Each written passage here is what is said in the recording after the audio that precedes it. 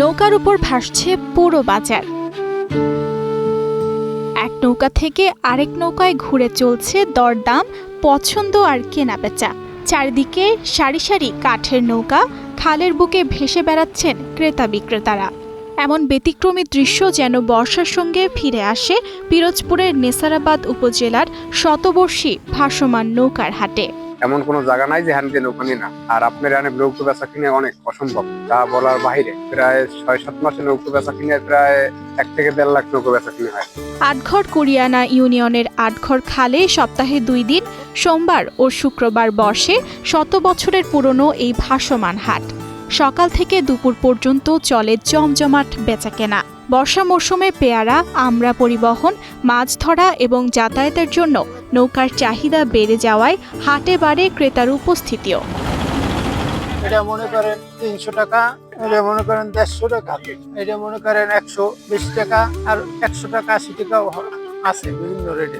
নৌকা ব্যবসায়ীরা জানান, হাটে প্রতিদিন বিভিন্ন আকারের কাঠের ডিঙি নৌকা বিক্রি হয়। ভালো বেচাকেনা হলে একদিনেই ৫০ থেকে ৬০টি নৌকা বিক্রি হয়।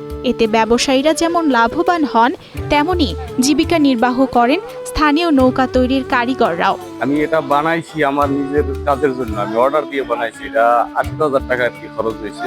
এটার জন্য আমি কাজ করবো আমার নিজের ব্যক্তিগতভাবে।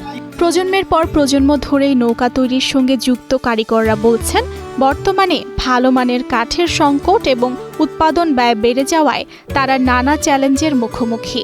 তবুও ১০০ বছরের এই ঐতিহ্য ধরে রাখতে তারা কাজ করে যাচ্ছেন। দাদায় অর্ডার নেয়, আমি কাজ করি। এই জায়গায় মজবুত কাঠ দিয়ে কাজ করা হয়, মেহগুনি, কড়াই, তারপর সাম্বল, যে সময় যে মালিকের যে কাঠ চায় ওইটা দিয়ে তৈরি করা হয়। তবে চাহিদা আছে ভালো। Presenting Walton Crystal Series. Switch to premium. Switch to crystal.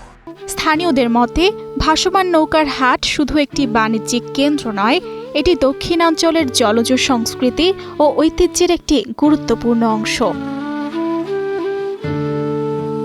স্থানীয় প্রশাসন জানিয়েছে, পর্যটক ও ক্রেতাদের নিরাপত্তা নিশ্চিত করতে প্রয়োজনীয় ব্যবস্থা নেওয়া হয়েছে।